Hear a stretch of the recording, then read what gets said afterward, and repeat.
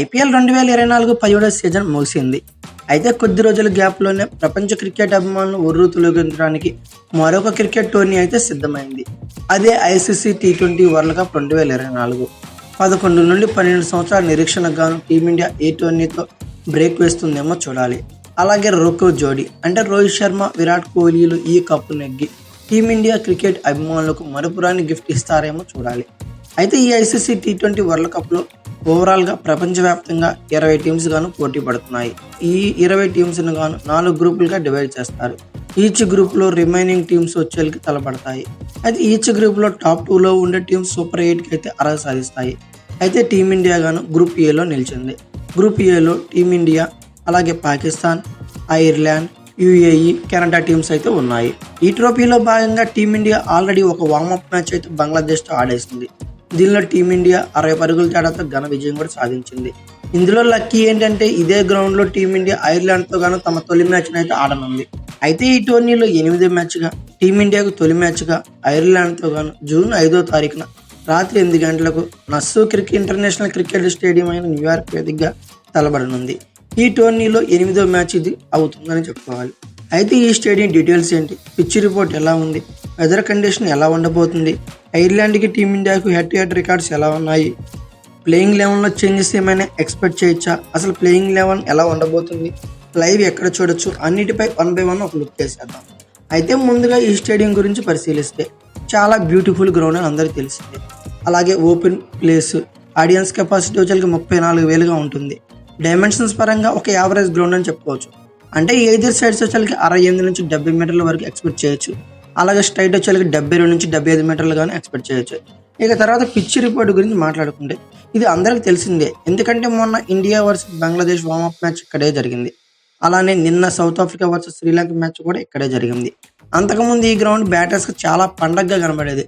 180, 190 runs అంటే ఈజీగా కొట్టేసే వాళ్ళు, బ్యాట్స్మెన్కి మంచి బ్యాటింగ్ లైనప్ కనబడేది ఈ గ్రౌండ్ మీద. బట్ ప్రజెంట్ అయితే అలా లేదు. చాలా పిచ్ మందకోడిగా ఉంటుంది, అంటే స్లో సైడ్గా కనబడుతుంది. మీడియం పేసర్స్కి, స్పిన్నర్స్కి ఎక్కువ హెల్ప్ కనబడుతుంది. మనం 182 కొడితే బంగ్లాదేశ్ మీద, బంగ్లాదేశ్ కేవలం 122 పరుగులకి పరిమితం అయ్యింది. నిన్న శ్రీలంక ఫస్ట్ బ్యాటింగ్ చేసి సౌత్ ఆఫ్రికా మీద కేవలం 77 పరుగులకి చాప చుట్టేసింది. అయితే ఆ 77 పరుగులు సౌత్ ఆఫ్రికా అంత ఈజీగా అయితే చేసి చేయలేదు. అంటే 10-11 ఓవర్లు కొట్టలేదు. ఓవరాల్గా 16 ఓవర్ల దాకా ఆడాల్సి వచ్చింది, 4 వికెట్లు కోల్పోయింది. సో స్లో సైడ్ పిచ్, లో స్కోరింగ్ గేమ్ మరొకటి ఎక్స్పెక్ట్ చేయొచ్చు ఇండియా మరియు ఐర్లాండ్ల మధ్య. ఇక వెదర్ రిపోర్ట్ గురించి మాట్లాడుకుంటే నార్మల్గానే ఇక్కడ టెంపరేచర్ చాలా తక్కువ, అందరికి తెలిసిందే. టెంపరేచర్ వచ్చేకి మ్యాచ్ టైంకి వచ్చేకి, మ్యాచ్ రోజు వచ్చేకి 22 నుంచి 26 డిగ్రీ సెంటీగ్రేడ్ వరకు ఎక్స్పెక్ట్ చేయొచ్చు. హ్యూమిడిటీ లెవెల్స్ కూడా 72% వరకు ఎక్స్పెక్ట్ చేయొచ్చు. లిటరల్లీ చెప్పాలంటే కంఫర్టబుల్గా ఉండే అట్మాస్ఫియర్ అని చెప్పుకోవచ్చు బోత్ ప్లేయర్స్ అండ్ స్పెక్టేటర్స్కి.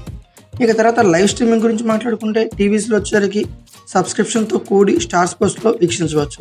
అలానే ఓటీటీ ప్లాట్ఫామ్స్ వచ్చేసరికి డిస్నీ హాట్స్టార్లో చూడొచ్చు, అది కూడా మరియు సబ్స్క్రిప్షన్తో కూడి.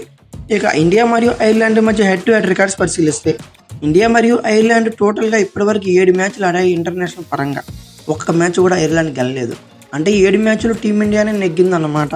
అంటే టీమిండియా మీద ఐర్లాండ్కి ఇంతవరకు రికార్డ్ చేసిందే లేదని అన్నమాట. ఈ మ్యాచ్తో ఏమన్నా ప్రభావం చూపుతుందేమో చూడాలి. ఇక చివరగా అందరూ ఎక్స్పెక్ట్ చేసే ప్లేయింగ్ లెవెన్ గురించి మాట్లాడుకుంటే ఇది చాలా ఇంట్రెస్టింగ్ మ్యాటర్. ఈ విషయంలో నో డౌట్ అని చెప్పాలి. అసలు ముందుగా మాట్లాడుకోవాల్సిన ఓపెనింగ్ గురించి ఫస్ట్ అనుకుంది జైస్వాల్, రోహిత్ మాత్రమే. బట్ ఇప్పుడు కథ మారిపోయింది. మొన్న బంగ్లాదేశ్తో వార్మప్ మ్యాచ్లో సంజు శాంసన్ ఓపెనర్గా రావటం మరింత ఇంట్రెస్టింగ్గా మారింది ఓపెనింగ్ సమస్య. జైస్వాల్, రోహిత్ శర్మతో పాటుగా విరాట్ కోహ్లీ, సంజు శాంసన్ కూడా ఓపెనింగ్ రేస్లోకి వచ్చేసారు. బట్ ప్రజెంట్ జైస్వాల్ అయితే అంత మెరుగైన ఫామ్లో లేడు. అలాగే ఐపీఎల్లో కూడా అంత పెద్ద ఇన్నింగ్స్లు ఆడింది లేదు, అంతగా ఆకట్టుకుని లేదు. అలాగే మాజీలు, క్రికెట్ విశ్లేషకులు సైతం రోకో జోడీతో ఓటేశారు. అంటే రోహిత్ శర్మ, విరాట్ కోహ్లీ ఓపెనింగ్ చేయాలని చెప్పి వాళ్ళు అభిప్రాయపడుతున్నారు. సో నేను కూడా వీళ్ళ నుండే ఎక్స్పెక్ట్ చేస్తున్నా. 12 ఏళ్ల నిరీక్షణకు స్వస్తి పలకాలంటే కొన్ని క్రూషియల్ స్టెప్స్ అయితే తీసుకోక తప్పదు. ఇక్కడ కోహ్లీ ఓపెనింగ్ ఆడటం వల్ల మరో బ్యాటర్ లేకపోతే మరొక ఆల్రౌండర్ని, ఎక్స్ట్రా ఆల్రౌండర్ ఆడించుకునే అవకాశం అయితే టీమిండియాకి ఖచ్చితంగా హెల్ప్ అవుతుంది. సో నేనైతే మాత్రం అందుకే రోహిత్ శర్మకి, విరాట్ కోహ్లీకే ఓటేస్తున్నా.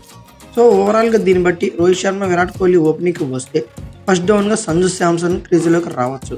ఇక అలాగే సెకండ్ డౌన్గా యాజ్ యూజువల్గా టీ20 స్పెషలిస్ట్ బ్యాటర్, అలాగే ఇన్ఫార్మ్ బ్యాటర్ అయిన సూర్యకుమార్ యాదవ్ ఆడతాడు. ఇక తర్వాత వికెట్ కీపర్ కమ్ బ్యాటర్ గా రిషబ్ పంత్ ఉండనే ఉన్నాడు. దీంతో 5 స్పెషలిస్ట్ బ్యాటర్స్ ఫిక్స్ అయిపోతారు. ఇక్కడ నుండి 3 ఆల్రౌండర్స్ అయితే మనం ఆడించుకోవచ్చు. వాళ్ళ పేర్లు చూస్తే శివం దుబే, హార్దిక్ పాండ్యా, రవీంద్ర జడేజా ఉన్నారు. దీనిలో 2 పేస్ ఆల్రౌండర్స్, 1 స్పిన్ ఆల్రౌండర్ ఉంటారు. వీరితో కలిపితే 8 మంది ప్లేయింగ్ లెవెన్ ఫిక్స్ అయిపోయారు. అందులోనూ శివన్ దుబే, హార్దిక్ పాండ్యా హార్డ్ హీటింగ్ ఫినిషింగ్లకి సరిపోతుందని చెప్పుకోవాలి. ఇక ఎక్స్ట్రా స్పిన్నర్గా కుల్దీప్ని ఆడించవచ్చు అని నా ఒపీనియన్. ఎందుకంటే సూపర్ ఫామ్లో ఉన్నాడు. అలాగే రోహిత్ శర్మ ట్రస్టీ చేసే బౌలర్ అని చెప్తాను. ఒకవేళ పిచ్ కొంచెం స్పిన్నర్స్కి హెల్ప్ అయ్యేలా ఉండి స్లో సైడ్ ఉంటే మాత్రం దుబేని కానీ లేక సంజు శాంసన్ కానీ బెంచ్గా పరిమితం చేసి ఒక ఎక్స్ట్రా స్పిన్నర్ని యజ్వేంద్ర చహల్ ఆర్ అక్షర్ పటేల్ని ఆడించుకోవచ్చు అని నా ఒపీనియన్. ఇక పేస్ యూనిట్లో హర్షదీప్ సింగ్, బుమ్రానే ఆడొచ్చు అని నా ఒపీనియన్. ఎందుకంటే దుబే మరియు హార్దిక్లతో మరో 2 పేస్ ఆల్రౌండర్స్ ప్లేయింగ్ లెవెన్లో ఉంటారు కాబట్టి సిరాజ్ కంటే హర్షదీపే నవ్వు బెటర్గా కనబడుతున్నాడు. ఎందుకంటే Harshdeep Singh left arm pace bowler కాబట్టి. అంతేకాక ఐర్లాండ్కి లెఫ్ట్ హ్యాండ్ పేసర్ మీద అంత బెటర్ ట్రాక్ రికార్డ్ అయితే లేదు. సో ఇది టీమిండియాకి డెఫినెట్లీ అడ్వాంటేజ్ అయితే అవుతుంది. ఓవరాల్గా మన ప్లేయింగ్ లెవెన్ పరిశీలిస్తే రోహిత్ శర్మ, విరాట్ కోహ్లీ, సంజు శాంసన్, సూర్యకుమార్ యాదవ్, రిషబ్ పంత్, శివం దుబే, హార్దిక్ పాండ్యా, రవీంద్ర జడేజా, కుల్దీప్ యాదవ్, హర్షదీప్ సింగ్, జస్మిత్ బుమ్రా ఇలా ఉన్నారు. అయితే ఇది నా ఒపీనియన్ మాత్రమే.